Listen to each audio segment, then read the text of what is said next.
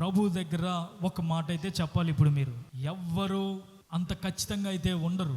ఏదో ఒక విషయంలో ఉన్న అనారోగ్యాన్ని బట్టో, ఉన్న సమస్యలను బట్టో వెళ్ళిపోయి ఉండవు దూరంగా. అయితే మరలి వచ్చాయి, నా హృదయాన్ని నీకు దూరంగా తీసుకెళ్ళానయ్యా, చాలా ఎక్కువగా నీ దగ్గర డిమాండ్ చేశానయ్యా, అలా చేయకుండా ఉండాల్సిందయ్యా, ఇప్పుడు తిరిగి వచ్చాను, నా హృదయమును ప్రభువా చేర్చుకో నాయనా అని ప్రభు దగ్గర ఒక్క మాట ఇవ్వండి. మీరు పరలోక రాజ్యంలో ఉండబోతున్నారు.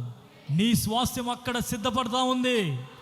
ఇక్కడ కురుపులను కుక్కలు వచ్చి నాకినప్పటికీ నీవు నిలవబడాలి.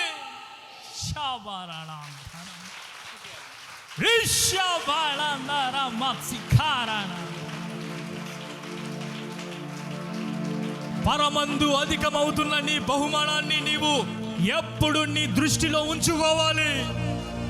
తాత్కాలికంగా కలుగుతున్న బాధలను చూచి నీవు వెళ్ళిపోయి అక్కడే ఉండకూడదు. తిరిగి రావాలి, మరలి రావాలి నీవు. Thank you Jesus.